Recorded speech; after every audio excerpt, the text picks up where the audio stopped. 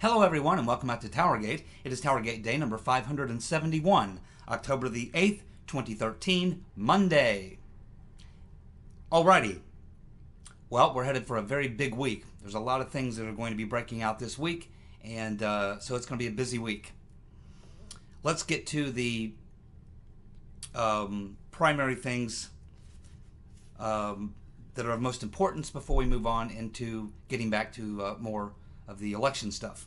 So the biggest thing that's probably that we know of that's going to happen this week is the testimony of Rosenstein. Rosenstein will be testing on the 11th in front of the House Joint Committee. That will be Wednesday. Now, there are two key things that he is going to be grilled on. There'll be a lot of things he's grilled on, but two key things he's going to be grilled on that is based on new information that the committee has gotten from the testimony of Baker, the former general counsel. In other words, he was the legal counsel to Comey and McCabe. James Baker. We have learned that James Baker was either in the meeting or was aware of what took place in the meeting when Rosenstein talked about the 25th Amendment and wearing a wire. He is certainly going to be asked about that. And what's difficult about this for Rosenstein is that Rosenstein probably does not know what Baker told them. He probably doesn't know. So Rosenstein, of course, needs to lie, as he has been doing all along, but he's in a very tough position now because he doesn't know how to work his lie, because he just doesn't know what Baker may have told them about what he knows about Rosenstein's involvement in this in these meetings where he talked about using the 25th Amendment, wearing a wire, and other things that we may not even know about. So this has to be very, very difficult for Rosenstein. He's probably twisting in his shorts right now because he just really doesn't know. And you don't want to be in that position where you're being questioned on something like this and you don't know what the questioners know, based on firsthand testimony from someone who would be in the know, and that would be Mr. Baker. But something even more important than that is that Mr. Baker told the committee that Michael Sussman, the lawyer for Confusion GPS, was directly pumping information, essentially dossier information, the same information that was in the dossier, Trump Russia Dirt, was pumping it directly to the FBI. And we assume directly to Mr. Baker. He certainly would have known. He's the general counsel to both McCabe and Comey. So that's how he knew about it, and that's what he told the committee. Goodlatte's committee, which includes Jim Jordan and Mark Meadows. So he also told them essentially the time frame that this was all occurring, and it all happened even before they sought the first FISA warrant. This was going on, we know, it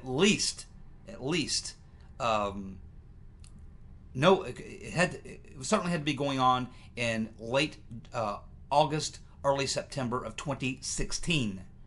That means that Sussman's pumping this information into the FBI. He's working for Confusion GPS. He used to work for the DOJ.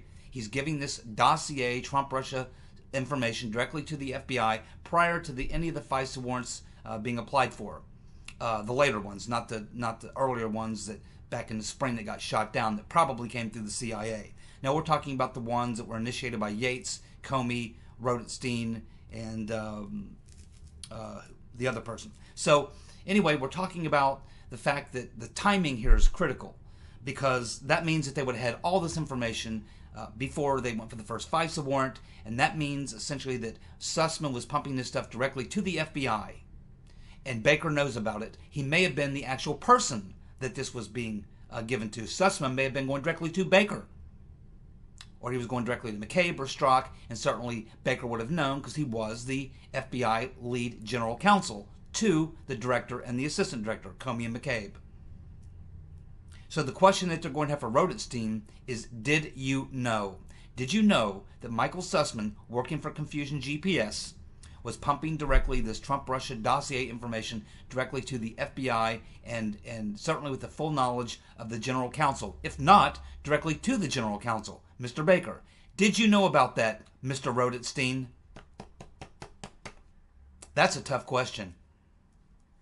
That's a very tough question. It's hard to believe he didn't. If he didn't, he's fully incompetent. I don't think anyone's going to believe it. And if he says, yes, I did know Sussman was passing that stuff directly to the top leadership of the FBI, including the general counsel. I knew it. You're going to jail, Mr. Rosenstein. You already are going to jail, but this is just nails in your coffin. More nails in the coffin. So these are just two of the main things that they're going to want to talk to Rosenstein about. And there's a lot of other things they're going to want to talk to him about. Those are definitely two that will be at the top of the list, you can bet, for Jim Jordan and Mark Meadows. So we expect that by the end of the week we'll be learning about some of the things that came out of that. And of course we know that Rosenstein, or that Jim Jordan and others have said they would eventually like to have all these testimonies, all these depositions released to the public. And at some point, Trump is going to do it anyway.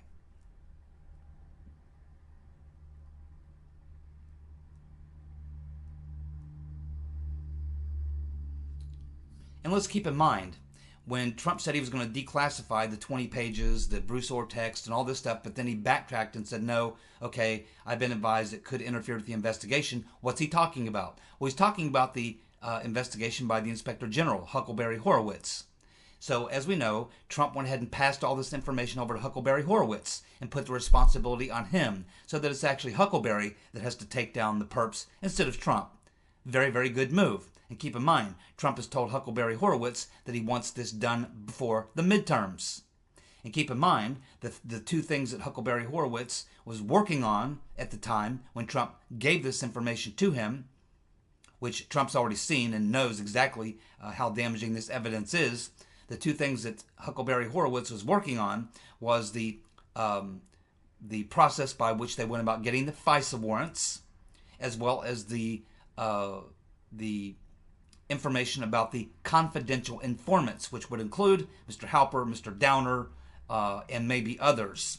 That's the two things that Huckleberry Horowitz was working on, is going to be releasing soon, and Trump just dropped these other things on him. The Bruce Orr notes, probably other things, as well as the 20 redacted pages of the FISA warrant.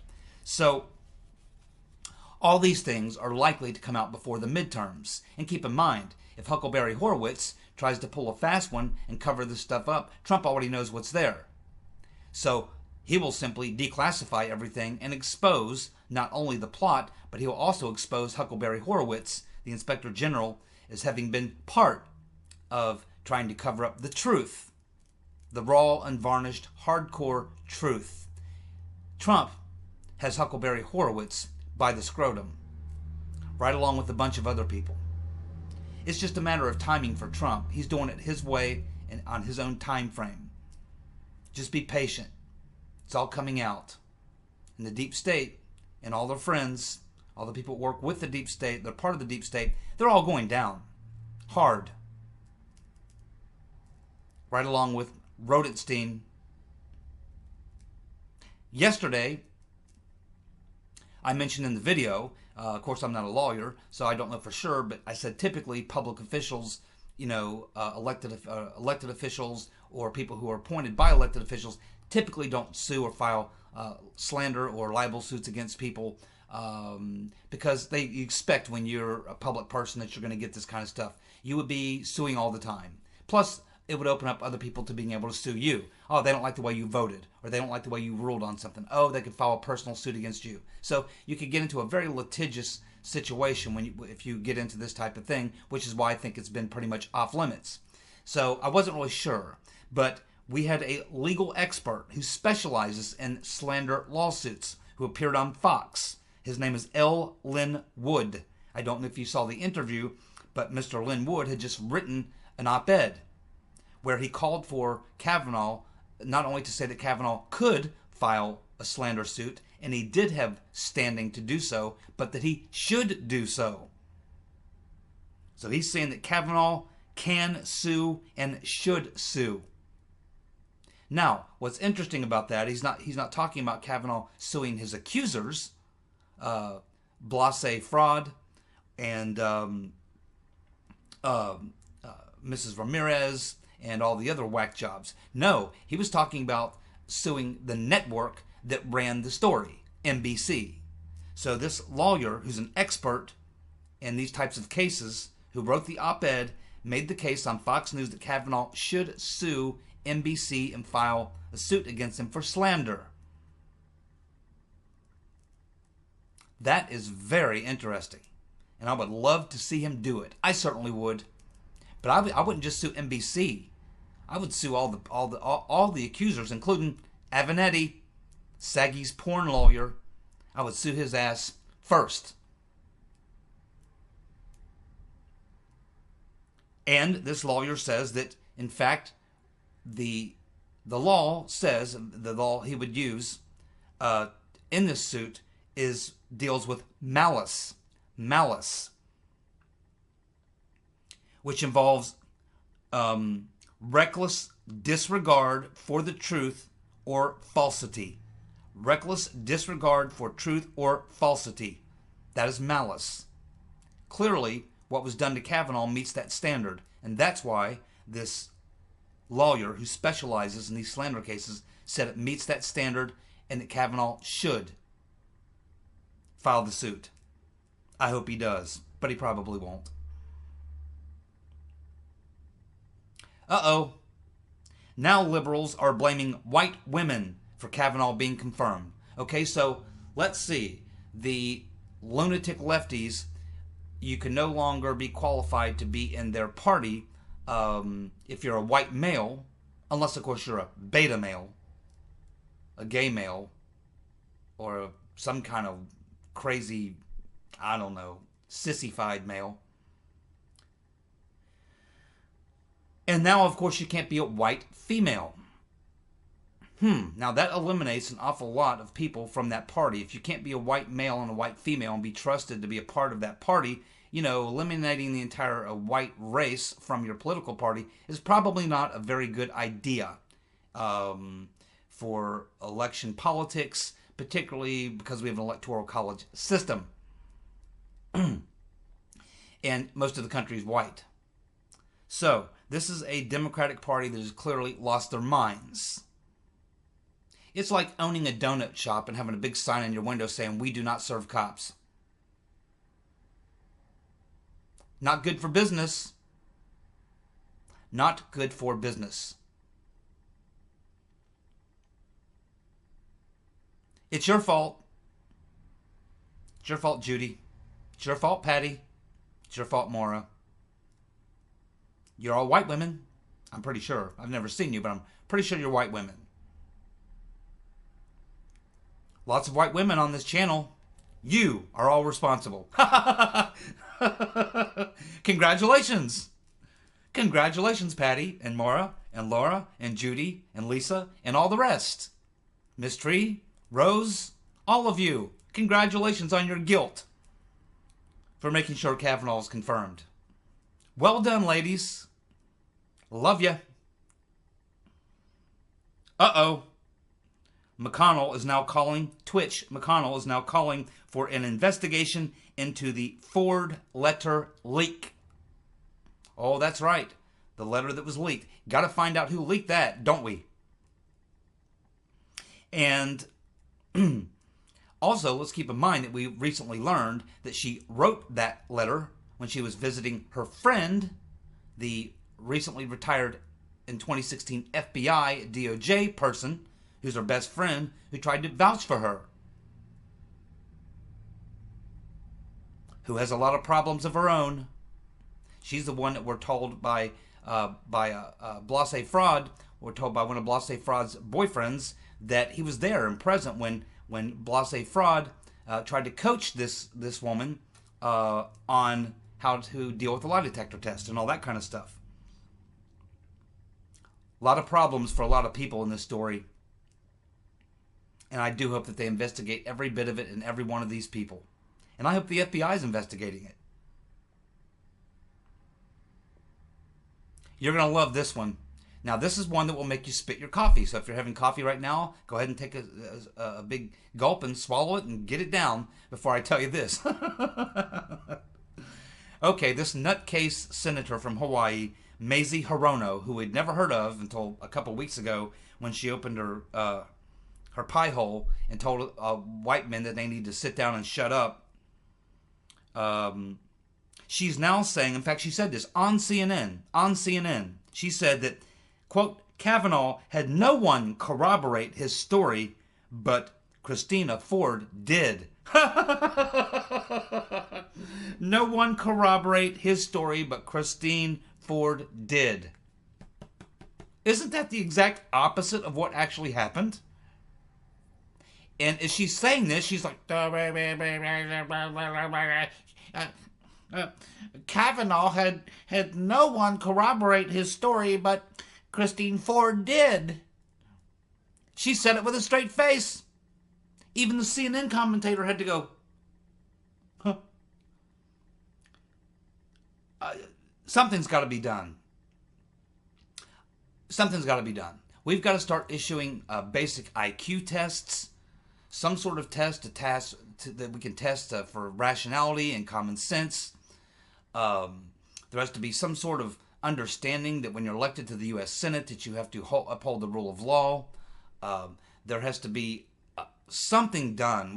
Drug and alcohol testing, testing for psychotropic drugs, because clearly these people cannot just be this stupid. They have to be under the influence of some sort of hallucinogens, some sort of drugs, maybe alcohol. Maybe these are people who are dumber than a football bat. I mean, there's just no way intelligent, unless you can just actually be this absolute partisan. Unless you're just absolutely this bitter, angry, and partisan that you would go on CNN or any other left-wing network, or any network for that matter, and make a statement like that. It defies logic, common sense, and reality. Unbelievable. Kavanaugh had no one corroborate his story, but Christina Ford did. It's hard. It's actually hard to read this stuff. Devin Nunes was on Maria Bartiromo, and basically, it was a pretty long interview. I'm not going to go through all of it, but the one thing really stood out at me, and again, he was talking about what I was just talking about a minute ago, about what they learned from former chief FBI counsel James Baker. And what Nunes told Bartiromo was very simple. He keeps it pretty simple. And he said, quote, that what we learned from that testimony was, quote, a top Democrat lawyer gave a top FBI lawyer the Russian dossier that the FBI used to spy on Trump. Yes.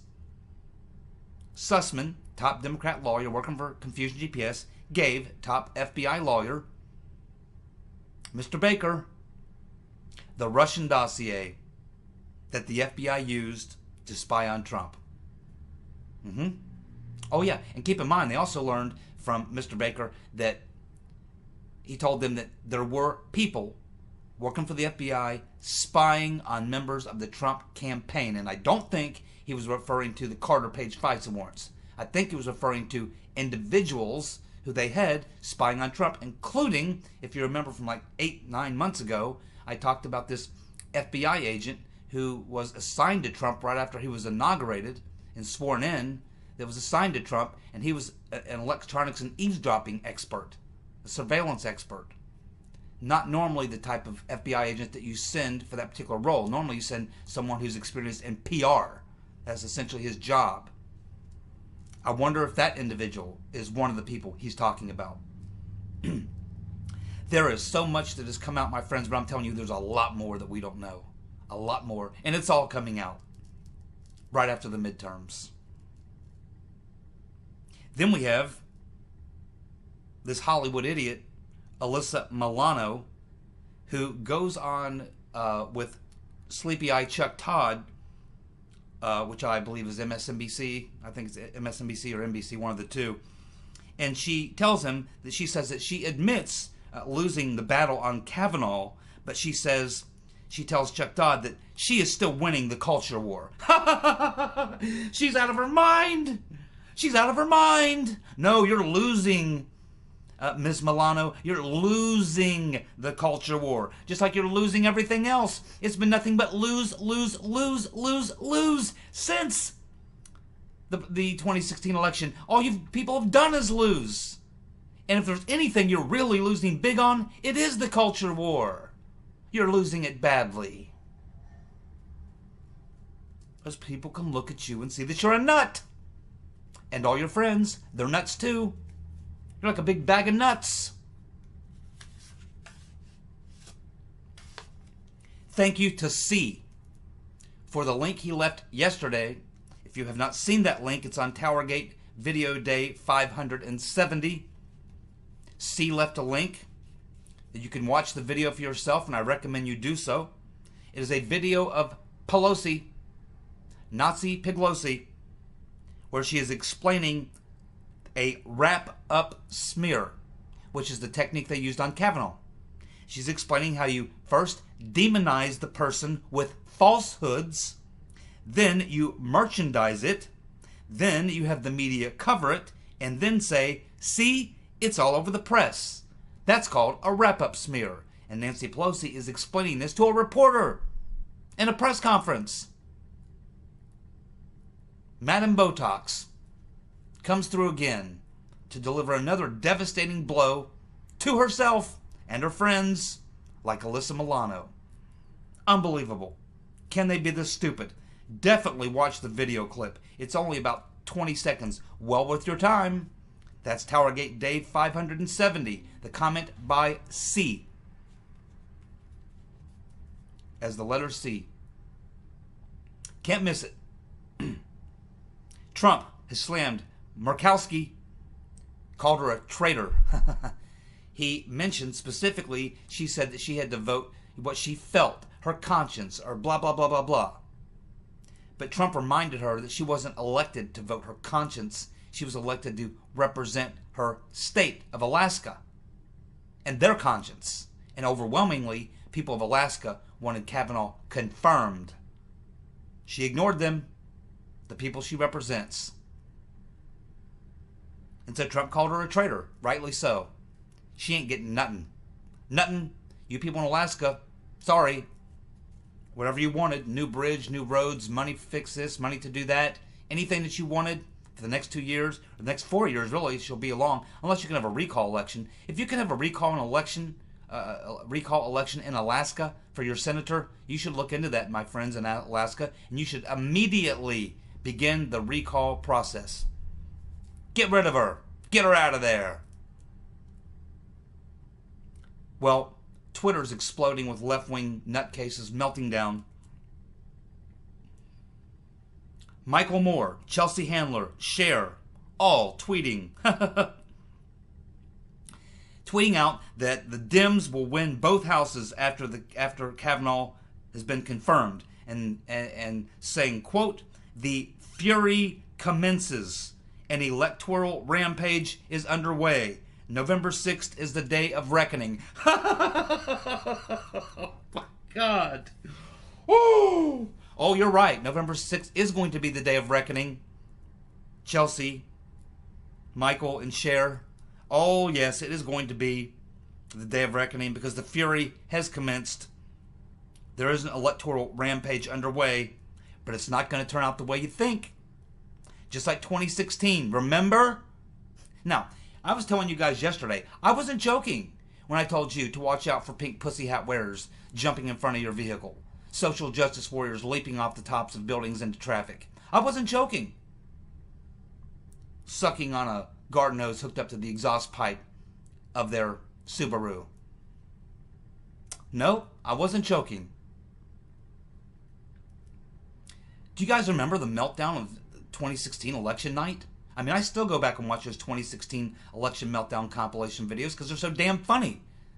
I probably have never enjoyed myself any time in my life I can remember I ever enjoyed so much as I enjoyed that night watching the meltdowns, particularly the Young Turks. Was classic. But there's a lot of good ones, Rachel Madcow and all the rest. And they've been doing nothing but losing since then. Remember, Trump, Russia. Uh-oh, that was supposed to take down Trump. Then, of course, we had Saggy Daniels, all these sexual allegations. grab him by the pussy, that was supposed to take him down. All these other things that have come out, financial dealings, you name it, all this stuff, and every single time it blows up in their face, and Trump just gets stronger and more popular. He gets stronger and more popular. And his plan is working. He's making America great again. They just keep on losing and he just keeps on winning. Yet for some reason, they actually believe that the 2018 midterms is going to somehow give them both houses of Congress because people are upset that Kavanaugh got confirmed, when it's in fact the exact opposite. So imagine how unhinged they're going to be on the night of the 2018 midterms when they get their asses kicked again. They will literally be suicidal. So I'm not joking. I am not joking. I know you think I'm joking. I'm not joking. We don't know how bad Trump derangement syndrome is. It's only been around for 2.5 years. Now, maybe it takes 3, 4, 5 years for it to totally set in. Maybe certain other events have to happen. But at some point, these people are all going to be they're just going to lose their minds. There'll be a point where they just can't take it anymore. Because there's nothing ahead for them but loss, defeat, failure, misery. That's what's ahead for them. The November 6th midterm election night is going to be a blast. I mean, I'm literally going to treat it as a party night. I'm going to go pick up a 6-pack of some of my favorite beer in honor of Judge Kavanaugh, and probably have a few too many more beers than I would normally have. I'll probably indulge in things I would normally wouldn't indulge in. I'll be watching the meltdown. I'll be looking for it. Will be a party. It'll be an all-nighter. I won't even go to sleep. I was going to work the next morning and I won't be a bit tired because I'll be so happy. I'll be laughing the whole way. It's going to be a party night, November 6th. Trust me. It's going to be fun watching the libs meltdown. Now, continuing on with what I started yesterday, it's probably going to take about a week to go through this because there's 38 races. Let me back up. Yesterday, I told you that I want to begin looking at individual House races because the House of Representatives is really where the battle is. I'm not worried about the Senate. We're definitely going to keep the Senate. We're probably going to gain at least three Senate seats in the Senate. I'm not worried about the Senate at all. I'm focused on the House because 23, 24 seats could turn the House. Okay? Now, I'm confident, believing we are going to hold the House and do very well, and the Democrats are going to have a very bad night. But I don't like to run these types of risk. It's a pretty close one, and history shows that generally the party out of power gains in the first midterm election. History is with the Democrats on this. It's going to be all about getting out the vote. And we know that the Democrats the left wing of their base, are pretty energized. So we know they're going to get pretty good turnout. We have to defeat them in turnout. And there's going to be 38 House races that are going to determine whether or not we control the Congress, or whether we control the House, or whether it goes into control of Madam Botox and Mad Maxine Waters and all their friends. In which case, all the investigations into Spygate stop. The investigations into Trump begin, into Kavanaugh, and all the rest. It's right back to where we were, and even worse.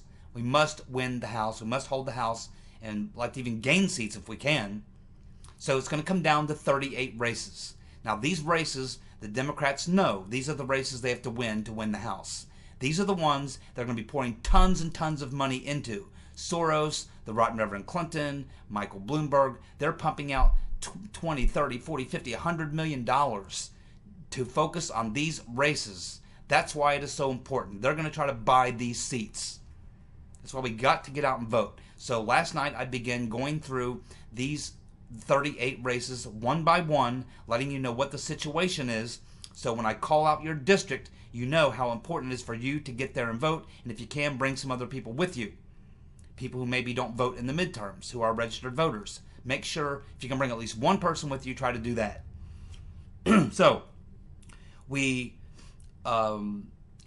that's what we were talking about last night. So I'm going to continue with the last 5 minutes here and go through some more. And every night, probably the last 5-10 minutes of all the videos this week until we finally get through the list. Probably take the rest of the week to do that. So listen up, and we'll continue to pick up where we left off. Okay, so now we're moving into the California District 39. This is between Gil Cisneros and... Oh, no, we already covered that. I'm sorry. We're at District Race 49. 49. That would be California District 49. That is Mike Levin, Democrat, against Diane Harkey, Republican. This is currently leaning Democrat. It is leaning Democrat. And keep in mind that all these races are ones that are either dead toss-ups or they're slightly leaning Republican or slightly leaning Democrat. These are all races we can win, and we have to win more than half of them. We must win more than half of them. We should try to win them all. So this is leaning Democrat. Now this is Darrell Iss's old seat. And one of the reasons that he got out was because he thought that he may not win re-election, because the numbers are showing that he might not. So he didn't want to lose, so he bailed out. That's why Darrell Issa is not running. But this Republican, Diane Harkey, is running. This is currently leaning Democrat. And their Democrats are pumping a ton of money in this race as well, and they're expecting a big turnout in this district. California District 49. If you're a Republican, you're in California District 49, Libertarian, Constitutional, whatever you have to do to stop the Democrats from getting this seat. It is winnable. Next, we have California District 50, Amar Najjar, Democrat, running against Duncan Hunter. This is currently leaning Republican, but the problem is that they have a smear campaign running on Duncan Hunter right now. A political scandal having to do with campaign finance or something like that. So they're running a smear campaign, and Hunter is taking a hit. We must hold on to this seat. This will be a seat that we would lose to the Democrats. We cannot lose any seats to the Democrats. This is very, very important. So if you live in California District 50, ignore the smears. Do not send Amar Najjar to the Congress in that seat of Duncan Hunter. Don't do it. Too valuable of a seat. This is a seat. There's not a lot of seats we can get in California. This is one we have to hold on to. So get out there, if you're in District 50 in California, and support Duncan Hunter and bring a friend or two, because he's being assaulted right now. Next, we move to Colorado. District 6, Jason Crow, the Democrat, versus Mike Kaufman, the Republican. This is in the toss-up category. This is another state where you have a lot of sort of red-blue going on, depending on where you're at and what district. This one is a toss-up district, about the 50-50 split in red and blue. This is another one that they're pouring a ton of money into that they believe that they can win.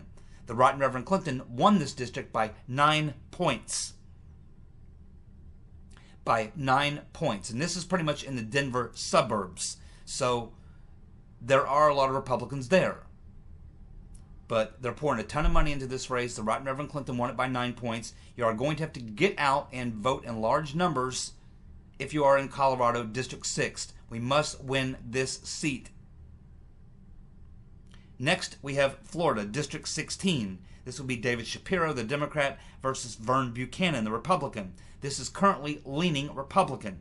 But we know there's going to be a lot of illegal voting and a lot of tricks going on down there in Florida. A lot of illegals will be voting, and even though Trump won this by 11 points, the Republican Party considers Buchanan to be kind of a weak character, a weak candidate. He doesn't have much charisma.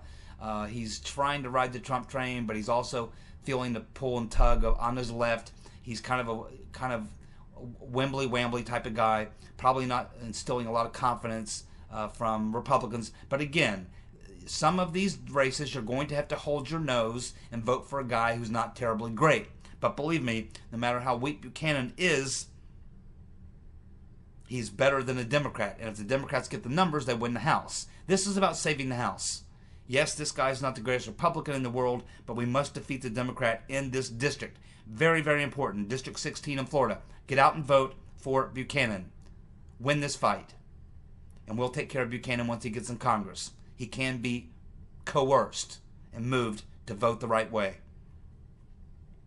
Florida, District 26, Debbie Powell, Democrat, running against Carlos Curbelo, Republican. This is currently leaning Republican. Now, Curbelo had a strong showing in 2016. He won 53% of the vote. But Hillary Clinton won by 16 points. So here you can see probably has a big Latino population there, and that's probably why he's doing well. Hopefully he will continue to. But the Democrats are going to pour a ton of money into this race as well. You need to get out in Florida District 26 and support Carlos Curbelo. Make it happen in Florida District 26.